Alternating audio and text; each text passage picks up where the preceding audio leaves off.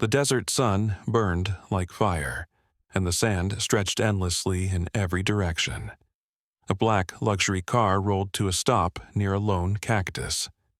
The door opened, and a man in an expensive suit stepped out. His face was cold, emotionless.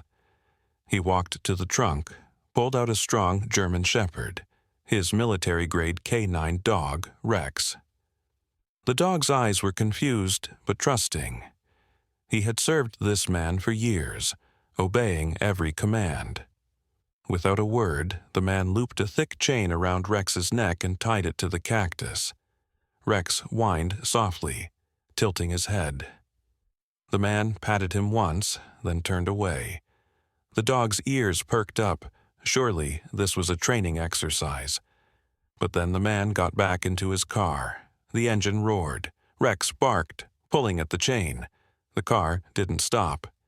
It disappeared into the heat waves, leaving Rex alone in the vast, silent desert. The chain was too strong. The dog panted, staring at the horizon where his owner had vanished. Hours passed. His tongue hung dry, his paws burned on the sand. Just as his head drooped in exhaustion, a small shadow moved near the rocks. A little girl, no older than 10, dressed in torn clothes, watched him with wide, curious eyes.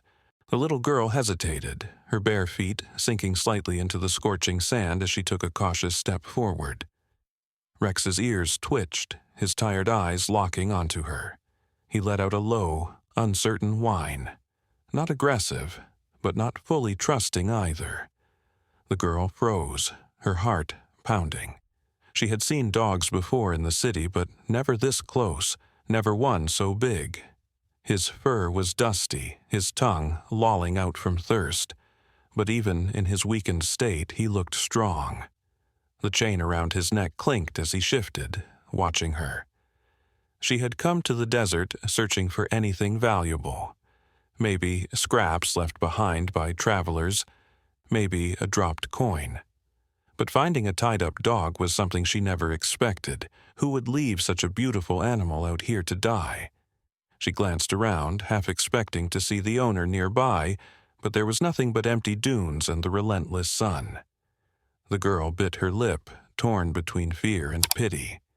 She had nothing. No food, no water, no home. Helping this dog might mean less for her, but the way he looked at her, it reminded her of herself. Alone, abandoned. Swallowing her fear, she took another step. Rex didn't growl. Instead, his tail gave the faintest wag, as if pleading. The girl knelt just out of reach, studying the chain. It was thick, looped tightly around the cactus. She tugged at it, but it didn't budge. The dog whimpered again, licking his dry nose. She had no tools, no way to break the metal, but she couldn't just leave him. Looking around desperately, she spotted a sharp rock nearby. Maybe if she hit the chain hard enough. She grabbed it and struck the metal with all her strength. The clang echoed, but the chain held firm. Rex flinched at the noise but didn't pull away. The girl's arms ached, but she kept trying, her small hands blistering from the effort. After what felt like forever, one of the links finally showed a tiny dent. Hope flickered in her chest. She hit it again, harder. Then a sound made her freeze, a distant engine. Her head snapped up. A cloud of dust rose on the horizon. Someone was coming. Rex's ears perked, his body tensing. The girl's stomach twisted. What if it was the man who left him? What if he was coming back? She dropped the rock, her pulse racing. The engine grew louder. She had to decide, run or hide. But before she could move, Rex suddenly lunged forward, not toward her, but toward the sound, barking fiercely. The chain yanked him back, but his barks were loud, frantic. The girl realized he wasn't barking in anger, he was barking in warning, for her. The engine was close now. She dove behind a nearby dune just as a jeep skidded to a stop near the cactus. 2 men jumped out, their faces covered in scarves. They weren't the rich man. These were different. Rougher, armed. One of them laughed, kicking sand at Rex. "Look at this! Someone left us a guard dog." The other man smirked, pulling out a knife. "We don't need a dog, but the boss pays good money for purebreds. Cut the chain." The girl's breath caught. These men weren't here to save Rex. They were going to take him, or worse. She clenched her fists, her mind racing. She was just a beggar. She had no way to fight them. But as she peeked over the dune, she saw Rex's eyes, still watching where she had been, as if waiting for her to come back. And in that moment, she knew she couldn't leave him. The girl pressed herself deeper into the sand, her heart hammering so loudly she feared the men might hear it. The one with the knife stepped closer to Rex, the blade glinting under the harsh sun. Rex's barking turned into a deep, warning growl, his muscles tense as he pulled against the chain. The man laughed, a cruel, grating sound that made the girl's skin crawl. "Feisty one, eh? Bet you were some rich man's pet," he sneered, reaching out to grab the chain. Rex snapped his jaws, just missing the man's fingers. The other man cursed, raising a heavy stick. "Knock him out if he won't cooperate," he ordered. The girl's mind raced. She had spent her life surviving on the streets, learning to be invisible, to slip away from danger. But something about the way Rex had tried to warn her, how he was still looking in her direction even now, made her chest ache. She couldn't just watch. Her fingers dug into the sand, searching blindly until they closed around a rock slightly bigger than her fist. It wasn't much, but it was something. As the armed man raised his stick, she took a shaky breath and hurled the rock with all her strength. It struck the Jeep's windshield with a loud crack, startling both men. They spun around, scanning the desert. "What the—" The girl didn't wait. She grabbed another rock and threw it, this time hitting one man's shoulder. He yelled in pain and anger. "Someone's out there!" Rex seized the distraction. With a powerful jerk, he pulled the chain taut, just as the cactus, weakened by the girl's earlier efforts, gave a sickening creak. The roots tore from the dry earth, and suddenly, Rex was free. The men barely had time to react before the massive German shepherd lunged. He didn't go for the kill. He was trained better than that. Instead, he knocked the knife-wielding man to the ground, standing over him with bared teeth, a silent threat. The other man stumbled back, fumbling for his weapon. The girl didn't stop to think. She sprinted from her hiding spot, her bare feet kicking up sand as she grabbed the fallen stick. The second man turned just in time to see her swinging it at his head. He dodged, but not fast enough. The stick clipped his temple, sending him staggering. Rex barked sharply as if urging her to run. She didn't need telling twice. "Come on," she shouted, though she wasn't sure if the dog would understand. But to her amazement, Rex obeyed, falling into step beside her as they bolted across the dunes. Behind them, the men's shouts faded, but the girl knew they wouldn't give up easily. The Jeep's engine roared to life. They were coming. Her lungs burned, her legs trembled, but she forced herself to keep moving. Rex matched her pace, occasionally glancing back, his ears pinned flat. The desert offered little cover, just rocks and the occasional withered shrub. Then, ahead, she spotted a cluster of boulders. Maybe, just maybe, they could lose their pursuers there. They dove behind the rocks just as the Jeep skidded into view. The men argued, their voices carrying on the wind. "Split up! That dog's worth a fortune." The girl pressed against the stone, her breath coming in ragged gasps. Rex panted beside her, his body warm against her side. She risked a peek and saw one man heading left, the other right. They were being hunted. Then a new sound cut through the air, a distant rhythmic thumping. The girl's eyes widened. A helicopter, and it was getting closer. The men heard it too, their heads snapping up. "Forget the dog," one yelled. "That's the boss." They scrambled back to the jeep, peeling away in a cloud of dust. The girl sagged in relief, but Rex stiffened, his nose twitching. He let out a low whine, his eyes locked on the horizon. The helicopter wasn't leaving. It was circling. And then, with a sinking feeling, she realized it was searching. For them. The helicopter's blades chopped through the air, sending sand swirling in violent spirals as it descended lower. The girl pressed herself flat against the boulder, her fingers instinctively tangling in Rex's fur. The dog remained still, his body tense but controlled, years of military training keeping him from barking or giving away their position. Through the gaps between rocks, she watched as the helicopter hovered near where the jeep had been moments before. A door slid open, and a figure leaned out, scanning the desert with binoculars. Even from this distance, she could tell this wasn't just another thug. The way he carried himself screamed authority, danger. Then the wind shifted, carrying voices their way. "Tracking chip is still active," a man shouted over the rotor noise. "The dog can't have gone far." The girl's blood ran cold. A tracking chip. That meant they could find Rex anywhere. Her eyes darted to the German shepherd who seemed to sense her panic. He nudged her hand with his nose, a silent reassurance. She swallowed hard, forcing herself to think. They needed to move, but where? The desert stretched endlessly, and now they had both ground and air pursuit. The helicopter banked sharply heading east. A reprieve, but not for long. The moment the sound faded slightly, the girl scrambled up, pulling Rex with her. "We have to get out of here," she whispered urgently. Rex didn't resist, falling into step beside her as they picked their way across the rocky terrain. Every shadow felt like a threat, every gust of wind like the approach of enemies. Her mind raced. If Rex had a tracker, they'd never escape. Unless an idea sparked. The marketplace. It was miles away but crowded, noisy, full of people and animals.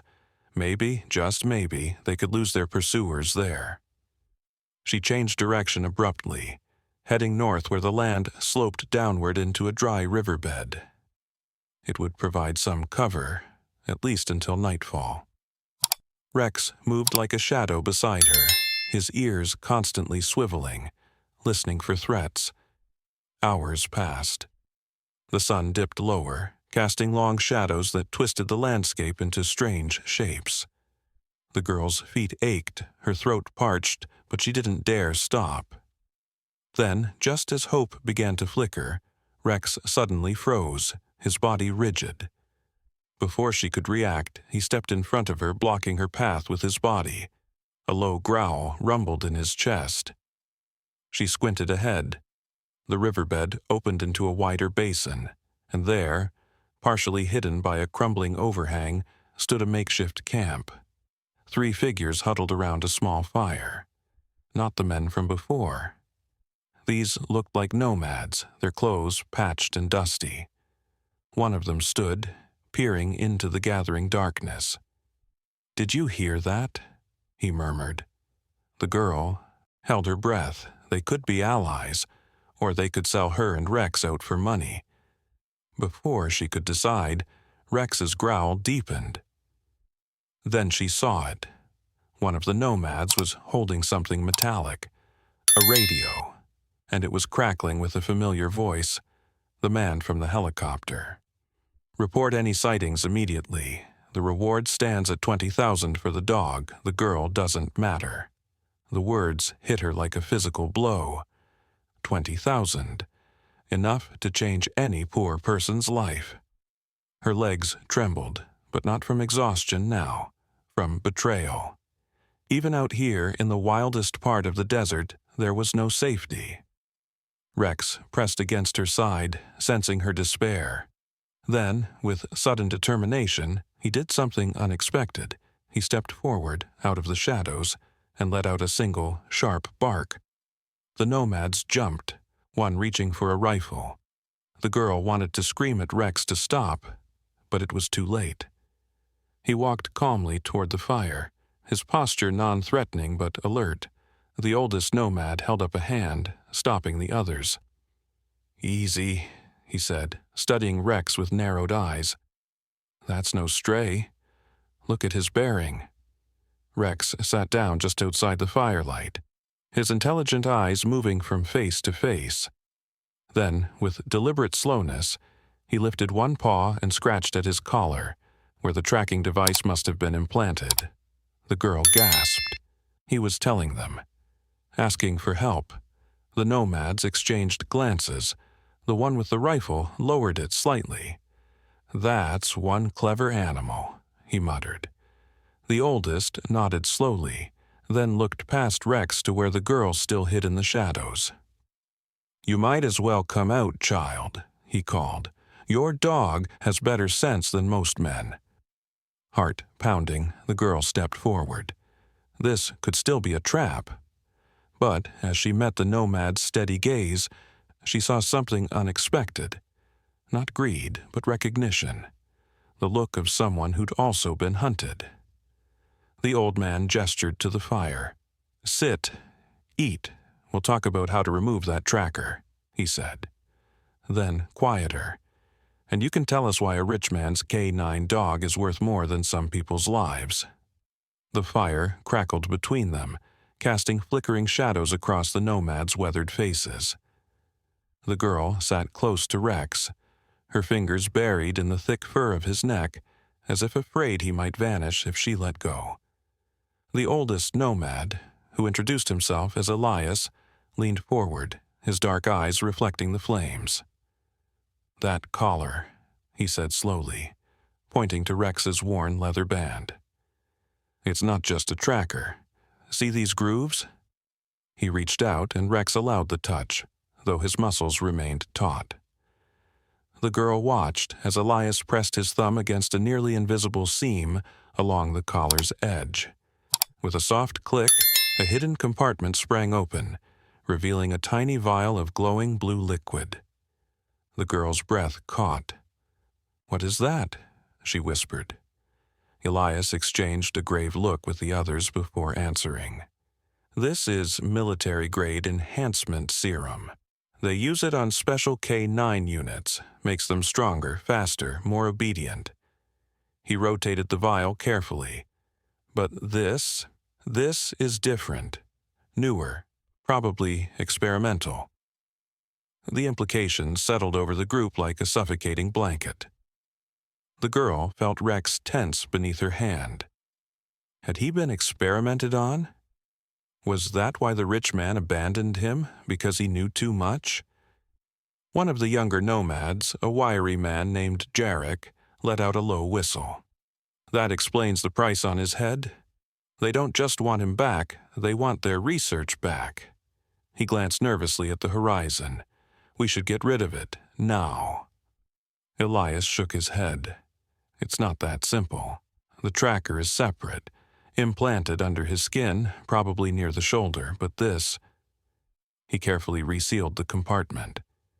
"If we remove it improperly, it could trigger a failsafe. Kill the dog, or worse." The girl's stomach twisted. She looked down at Rex, who met her gaze steadily. His brown eyes held no fear, only quiet determination. He had saved her life. Now it was her turn to save his. "There has to be a way," she insisted. Elias studied her for a long moment before nodding. "There is one person who might help. A vet who works with the underground resistance. She's 2 days' journey from here near the old mining tunnels." He hesitated. "But it's dangerous. The tunnels are collapsed in places, and the boss's men patrol the area." Before the girl could respond, Rex suddenly stood, his ears pricking forward. A second later, the distant but unmistakable sound of engines reached them. Multiple vehicles. Jarek cursed, kicking sand over the fire. "They're homing in on the tracker." Chaos erupted. The nomads scattered, grabbing their meager supplies. Elias thrust a water skin and a small knife into the girl's hands. Head northeast at dawn. Follow the star markings on the rocks. We'll lead them away. He gripped her shoulder briefly. And, child? Don't trust anyone who asks about the blue serum. Not even other nomads. Then they were gone, melting into the night like ghosts. The girl crouched beside Rex, her heart hammering. The engines grew louder, accompanied by the occasional shout. Flashlights swept the desert like predatory eyes. Rex pressed against her, his body radiating warmth and tension in equal measure. Then a new sound cut through the darkness, a high-pitched mechanical beeping. The girl frowned. It was coming from Rex? She ran her hands over his fur until she found the source, a small, raised bump near his left shoulder blade. The tracker. And it was blinking, faster now, as if. Her blood turned to ice. They're not just tracking you, she breathed. They're activating something. Rex let out a pained whimper. Then his entire body spasmed. His legs gave out, sending him crashing to the sand. The girl cried out, grabbing him as his muscles locked and twitched. The beeping became a continuous, ear-splitting whine. Somewhere in the distance, a triumphant shout went up. They'd found them. Tears blurred the girl's vision as she clutched Rex's convulsing form, the serum, the tracker. It was all connected. And now the dog who had protected her was dying in her arms because of it. But then, through the haze of panic, she remembered the knife Elias had given her.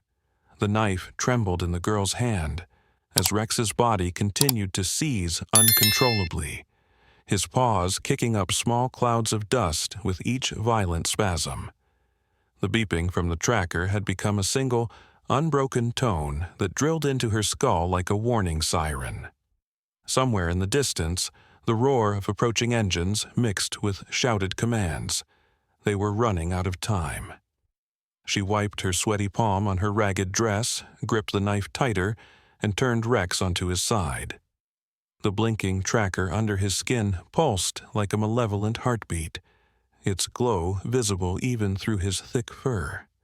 She had never performed surgery before. The closest she'd come was watching street doctors patch up wounded beggars in the city alleyways. But this was different. This was Rex, the dog who had saved her life more than once already. Taking a deep breath, she pressed the blade against his skin. Rex let out a choked whine, but didn't snap at her, his training and trust in her overcoming even this agony. The first cut was shallow, just enough to part the fur and reveal the inflamed flesh beneath. Blood welled up immediately, black in the moonlight. The tracker was deeper than she expected, nestled between muscle fibers that twitched with every electric pulse from the device. Her fingers slipped as she tried to widen the incision, making Rex jerk in pain. Tears blurred her vision. I'm sorry, I'm so sorry, she whispered, wiping her hands on her dress again. The beeping suddenly changed pitch, becoming more urgent. A new sound joined it. A faint hissing from the tracker itself. Thin tendrils of smoke curled up from the wound.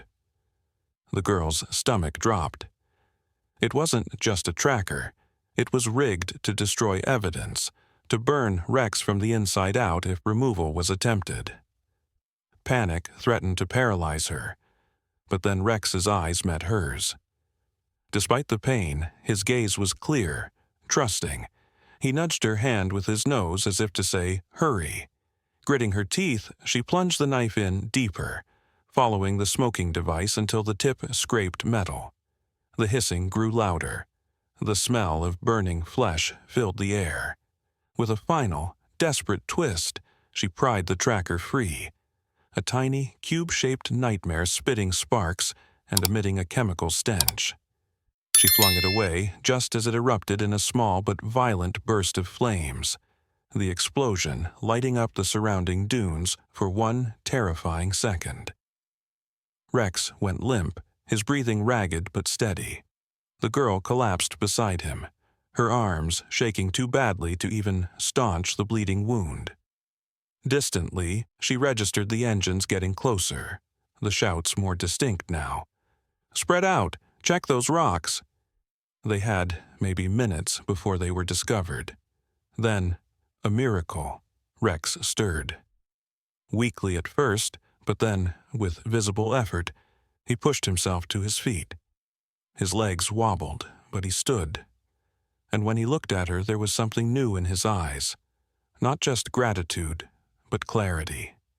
As if whatever hold the serum had on him had weakened with the tracker's destruction.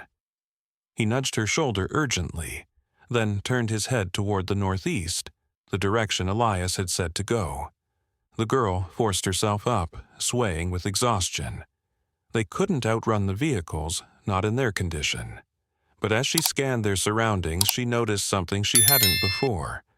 A narrow crevice between two rock formations, half hidden by shadows.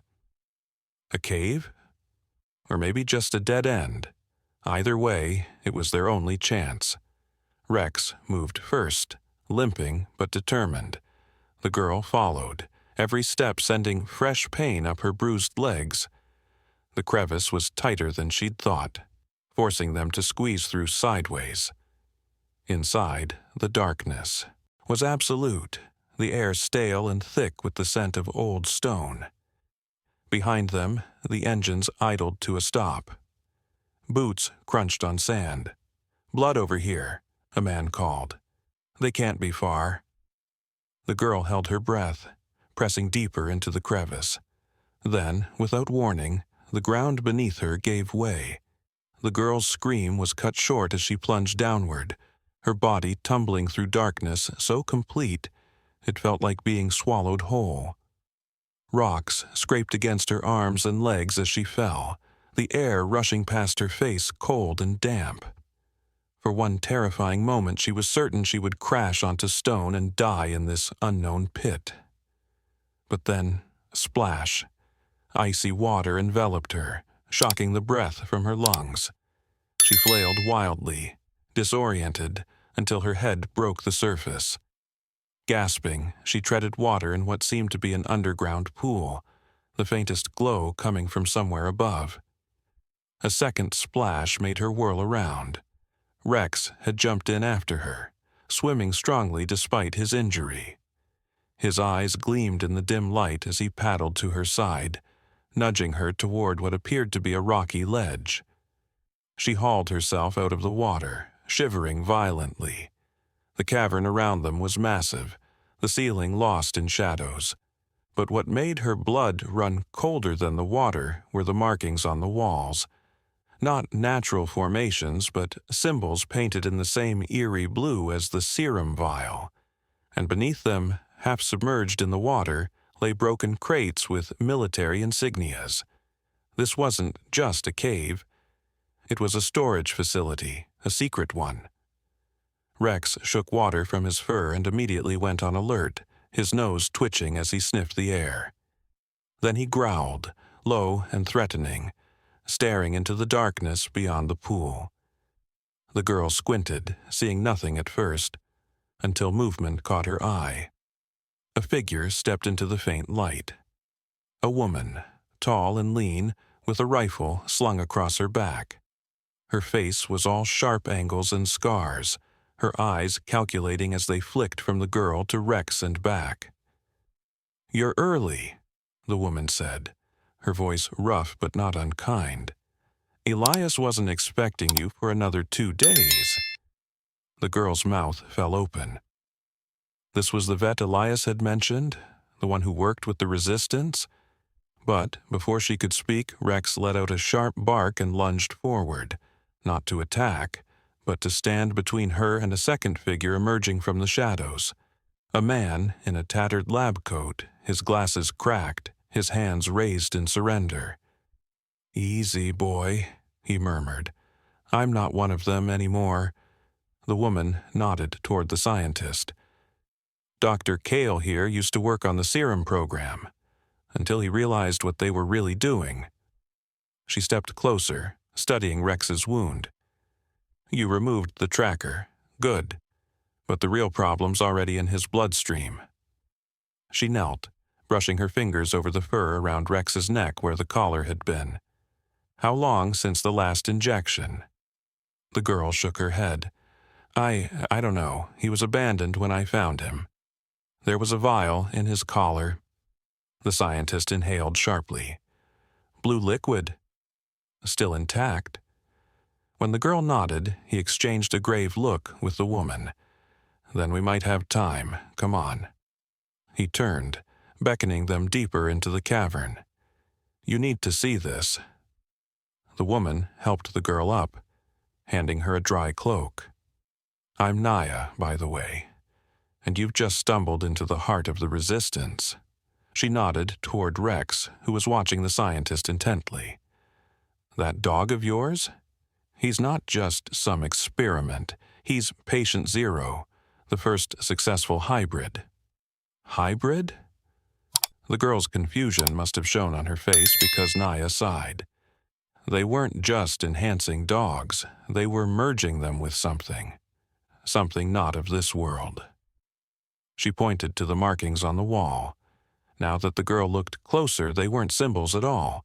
They were equations, and interspersed between them were sketches of creatures that made her stomach twist. Creatures with too many eyes, with limbs that bent the wrong way. Rex whined, pawing at the ground.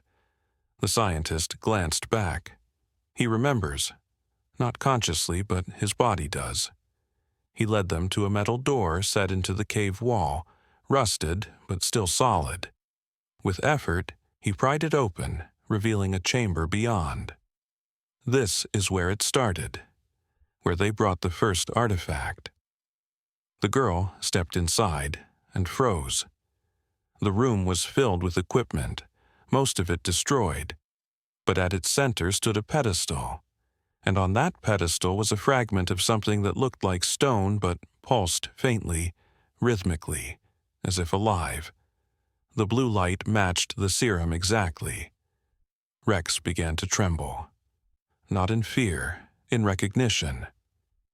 Naya's hand settled on the girl's shoulder. That collar wasn't just controlling him, it was suppressing what they put inside him. And now that it's gone... She didn't finish the sentence. She didn't need to, because at that moment, Rex's eyes began to glow. The girl stumbled backward as Rex's entire body began to shudder violently, his fur standing on end like he'd been struck by lightning. The glow in his eyes intensified, casting eerie blue shadows across the cavern walls, the exact same shade as the pulsating artifact.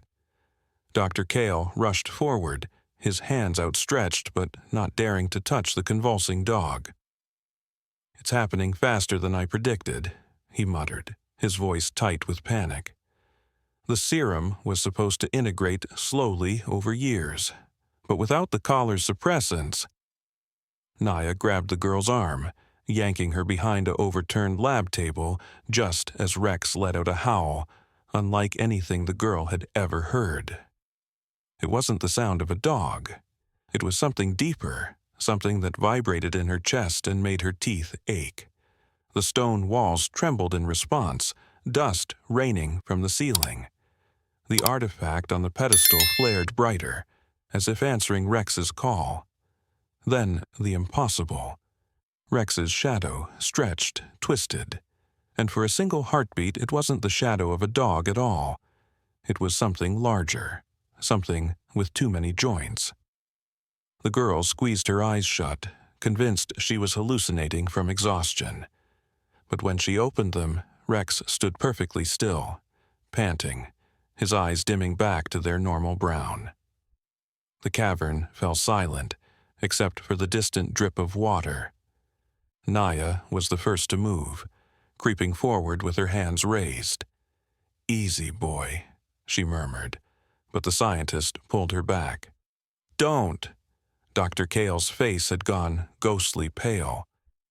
The transformation isn't stable. One wrong stimulus could trigger. A sudden explosion rocked the cavern, cutting him off. The metal door they'd entered through blew inward, sending shrapnel flying. Through the smoke staggered three figures in black tactical gear. Not the boss's usual thugs, but something worse. Their helmets had no visors, just smooth reflective surfaces that showed no faces. And when the lead soldier spoke, his voice came out mechanized, distorted. Asset retrieval in progress. Rex snarled, his body tensing, but the girl saw the fear in his stance. He recognized these men. Had they been the ones to experiment on him? Before she could react, the lead soldier raised a device that emitted a high-pitched whine. Rex yelped, collapsing to the ground as if struck. The girl screamed and lunged forward, but Naya held her back.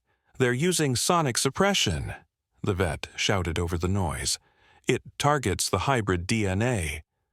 Dr. Kyle grabbed a rusted pipe from the debris. "We can't let them take him again." He swung wildly at one soldier, but the man moved with unnatural speed, catching the pipe and snapping it like a twig. The girl watched in horror as the soldier's arm elongated slightly, his fingers too many, too long. They weren't just hunting hybrids, they were hybrids. Naya shoved the girl toward a narrow tunnel at the back of the chamber. "Run! Take Rex and follow the blue moss, it'll lead you to the surface."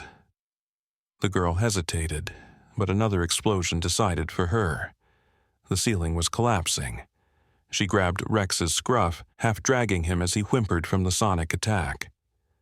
Behind them, Naya and the scientist were buying time, throwing whatever they could at the soldiers. The tunnel was tight, the walls slick with moisture.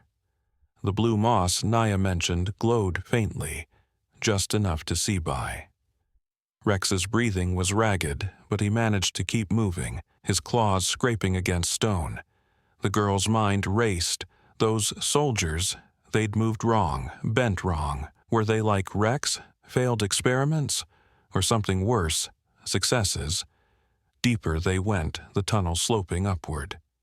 The sounds of pursuit faded, but the girl didn't dare slow down. Then, without warning, the tunnel opened into a vast circular chamber, and her breath caught. Dozens of glass tanks lined the walls, most shattered, but a few remained intact, filled with murky liquid, and inside, shapes, canine shapes. Some pure German shepherd like Rex, others not. One had too many legs, another had spines protruding from its back, all floating lifelessly. Rex let out a low, mournful whine, pressing against her leg. This was where he'd come from. This was the boss's real work. A sudden clatter made them both spin around. One of the tanks near the entrance had cracked, liquid spilling across the floor. And emerging from the shadows was a figure the girl recognized instantly. The rich man from the desert. The one who'd abandoned Rex. His expensive suit was torn, his face haggard, but his eyes burned with manic intensity as he raised a pistol.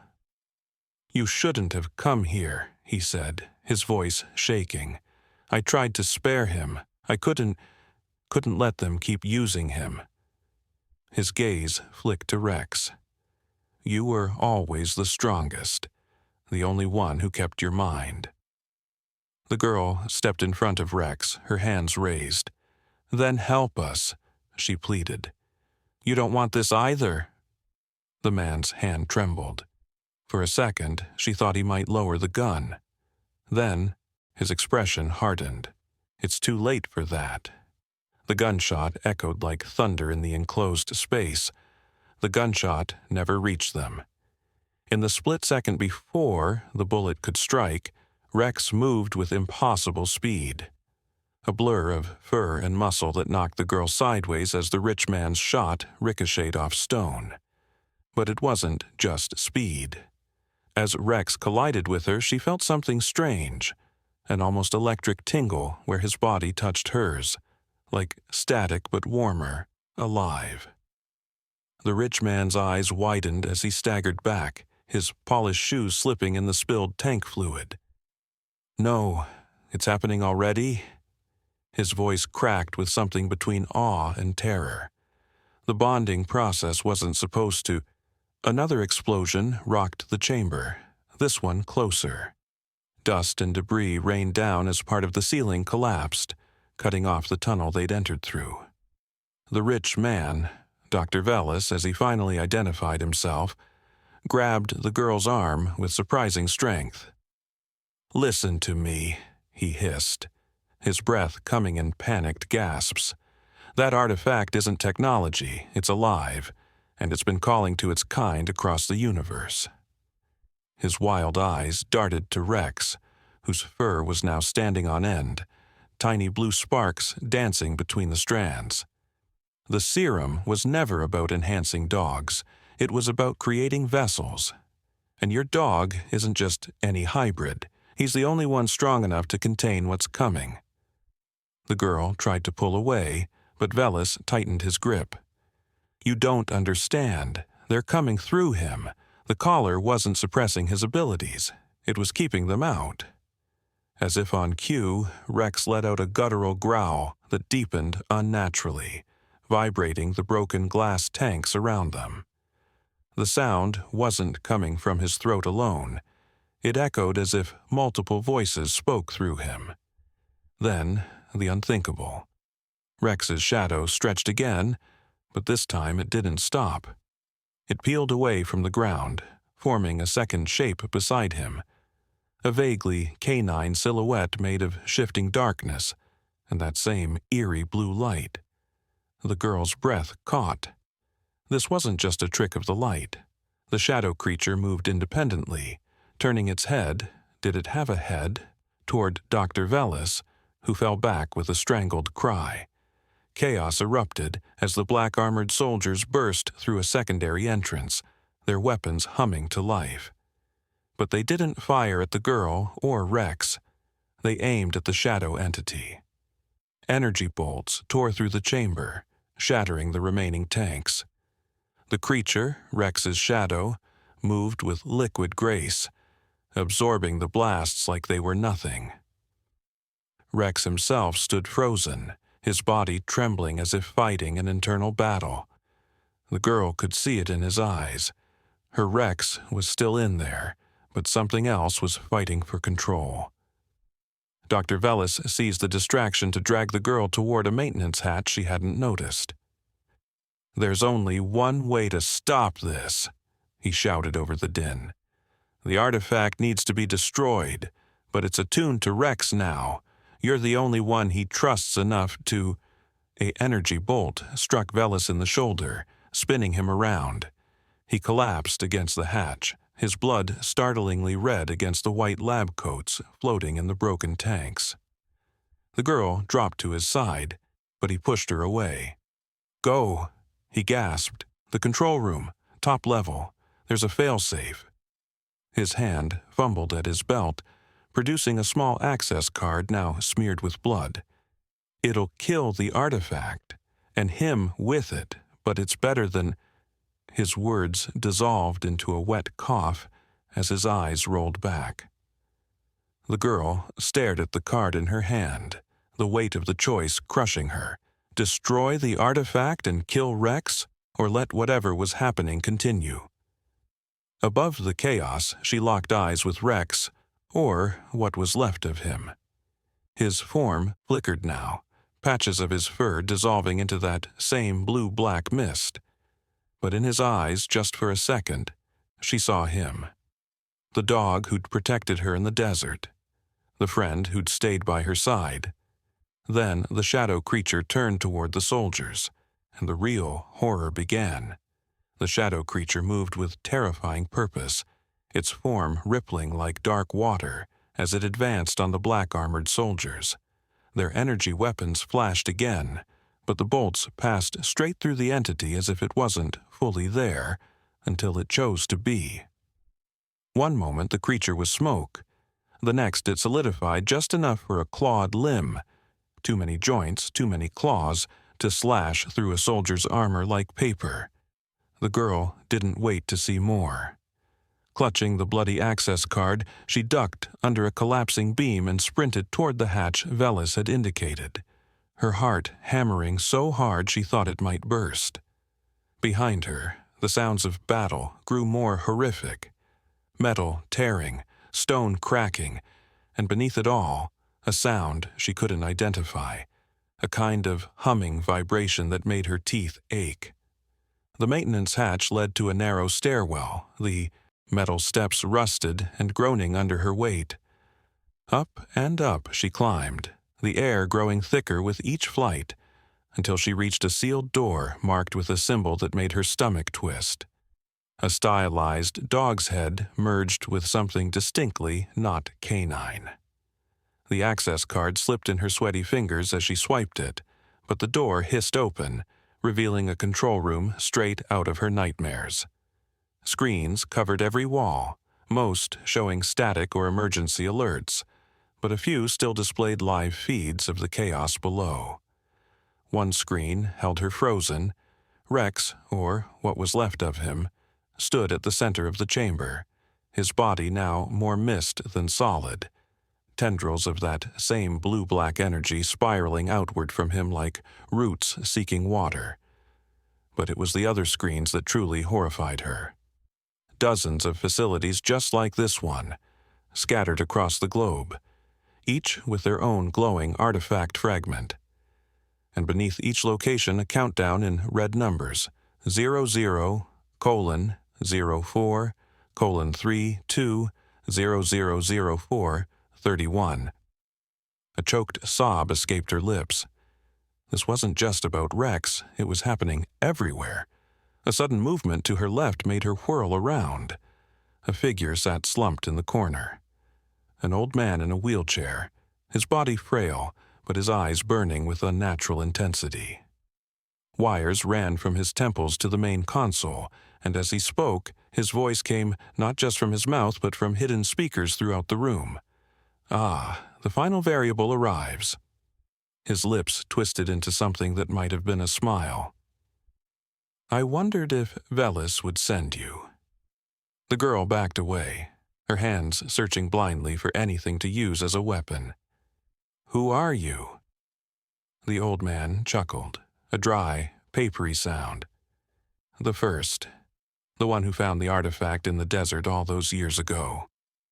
His skeletal fingers twitched, and the screens changed to show a younger version of himself standing beside a massive crater, holding a glowing blue stone. It spoke to me, showed me wonders, and when it asked for help, how could I refuse? His gaze drifted to the live feed of Rex. We tried so many vessels. Human minds couldn't survive the bonding, but dogs, loyal, brave, simple dogs, they were perfect. The girl's stomach turned as the screens flickered again, showing rows upon rows of kennels, German shepherds hooked to machines, their eyes blank. You're a monster, she whispered. The old man sighed. We're saviors. The artifact is just a piece of something greater, something coming, and when it arrives, only the bonded will be spared. His milky eyes fixed on her with sudden intensity. Your Rex was special, the only one who formed a true connection with the fragment. Not just a vessel, a bridge. A violent tremor shook the room, sending equipment crashing to the floor. On the screens, the countdowns all synced to 0. 00300. The girl's mind raced, the failsafe. She had to find it. Her eyes scanned the console desperately until she spotted a single unmarked red lever protected by a glass case. The old man followed her gaze and laughed. Yes, that would stop it. A pulse strong enough to shatter every artifact fragment simultaneously. His grin widened. But ask yourself, child, why would I keep such a thing here unless it served my purpose too? The truth hit her like a physical blow. The failsafe wasn't for stopping the event. It was for triggering it early. The girl's hands trembled as she stared at the red lever, the old man's words echoing in her skull like a death sentence. Around her, the control room shuddered with increasing violence, metal groaning as if the entire facility was coming alive. The countdown screens flashed ominously. 0, 0, 0, 217, 0, 0, 216. Each passing second tightening the noose around her throat. The old man watched her with those terrible knowing eyes, his skeletal fingers twitching against the wheelchair's armrests. "You begin to understand," he rasped, a thin trail of saliva leaking from the corner of his mouth. "The pulse doesn't destroy the fragments, it synchronizes them, turns all those separate doors into one great gateway." His chest rattled with wet laughter. Velis never did grasp the elegance of it. A sudden explosion from below sent a tremor through the floor, knocking the girl to her knees. The live feed screens flickered, showing glimpses of the chamber in chaos. The black armored soldiers lay broken, their helmets shattered to reveal faces that were disturbingly canine beneath the visors. At the center of it all stood Rex, or what had been Rex. His form flickered between solid and mist, the blue-black energy radiating from him in waves that distorted the very air. But as the camera zoomed in, the girl saw something that stopped her breath. Amidst the swirling darkness, Rex's eyes still held a glimmer of brown. He was fighting. He was still in there. The old man followed her gaze and sneered. "Remarkable, isn't it? Even now, the beast struggles. That's why we needed you." His wheelchair creaked as he leaned forward. The bonding requires complete surrender, but he clings to one thing, the memory of you. A withered hand gestured to a secondary screen the girl hadn't noticed. Security footage of the desert, of her first approach to the chained dog. "We tried everything to break that last connection. Starvation, pain, even the abandonment protocol. But you—" His yellowed teeth showed in something like admiration. "You ruined years of work with a single act of kindness." Another explosion, closer this time. The ceiling rained dust and sparks. The countdown hit 000130. The girl's mind raced, pieces falling into place with terrible clarity. The rich man abandoning Rex in the desert hadn't been cruelty. It had been a last, desperate attempt to sever that final bond, to make Rex surrender completely. And when that failed, they'd sent her after him, counting on her compassion to lead them right to their prize. A new sound cut through the chaos, a deep, resonant hum that seemed to come from everywhere at once. The artifact chamber on screen glowed blindingly bright, the blue light pulsing in time with the countdown. The girl's skin prickled as she realized the truth. The failsafe lever wasn't the trigger.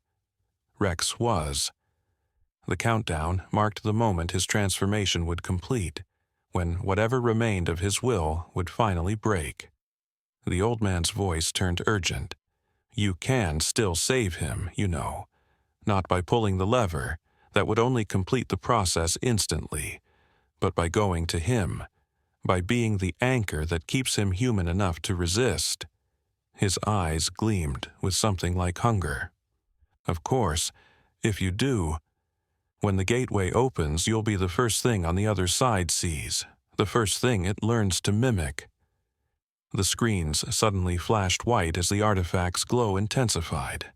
The countdown hit 000099. Somewhere deep below, Rex howled, a sound of anguish and defiance that shook the walls. The girl knew then that there was no winning move here, only choices between horrors. The girl's body moved before her mind could process the terrible choice. She turned away from the red lever, away from the old man's grinning face, and sprinted for the stairwell. The metal steps burned her palms as she half fell, half slid downward, the countdown ticking away in her head. 000047. 00000046. The humming grew louder, vibrating through her bones like the desert wind before a storm. When she burst back into the artifact chamber, the scene before her stole what little breath she had left. Rex floated at the center of a swirling vortex of blue-black energy, his form barely recognizable. His limbs stretched and contracted unnaturally, his muzzle elongating into something that wasn't quite a snout anymore. But his eyes, those deep brown eyes she'd first seen full of confusion and trust in the desert, they still held on. The artifact pulsed like a heartbeat, its light synchronizing with the energy radiating from Rex. The girl understood now. He wasn't just connected to it. He was becoming it. "Rex," she screamed over the roaring wind, her voice raw. She didn't know if he could hear her, if anything of him remained in that twisting mass of energy and flesh. But she had to try. Falling to her knees, she did the only thing she could think of. She reached into her tattered dress pocket and pulled out the one thing she'd carried since the desert. A broken piece of the chain that had once bound him. The reaction was instantaneous. Rex's form shuddered violently, the energy waves stuttering like a skipped record. The girl held the chain higher, letting it catch the eerie blue light. "Remember," she cried. "Remember the desert. Remember how you warned me, how you protected me." Her tears fell freely now, mixing with the dust and blood on her cheeks. "You're a good dog, Rex, the best dog." For one terrifying second, nothing happened. Then, a whimper. A real, canine whimper cutting through the unnatural sounds. The swirling energy faltered, Rex's distorted form flickering like a dying bulb. The countdown in her head hit 00005, 00004. With a final, desperate lunge, the girl threw herself forward through the energy storm. The pain was excruciating, like every nerve ending catching fire at once, but her hands found purchase in familiar fur. Not the shifting mist-like substance Rex had become, but real, warm fur at the center of the maelstrom. She clung to him with all her strength, pressing her face against his neck. "It's okay," she whispered as the countdown hit 0. "You can let go now." The explosion of light was blinding. The girl squeezed her eyes shut, expecting oblivion. But when the ringing in her ears faded, she found herself kneeling on cracked concrete, her arms wrapped around a very real, very solid German shepherd. Rex panted heavily, his body trembling with exhaustion, but his eyes, those beautiful brown eyes, were clear. Above them, the artifact lay dark and inert, its surface webbed with cracks. Silence. Then, a weak chuckle from the doorway. The old man slumped in his wheelchair, his life support systems failing. "Remarkable," he wheezed. "The bond was stronger than the call." His head lolled to the side, his final breath escaping in a sigh that might have been regret or relief. Outside, dawn's first light filtered through the ruined facility. The girl hugged Rex tighter, feeling his heartbeat against hers. They were alive. Against all odds, they were alive. Moral lesson. True strength lies not in power or control, but in loyalty and love. Even the smallest act of kindness can break the strongest chains. And sometimes the purest hearts, whether human or animal, hold the power to change destinies. The girl stood slowly, helping Rex to his feet. Together, they walked into the morning sun, leaving the darkness behind.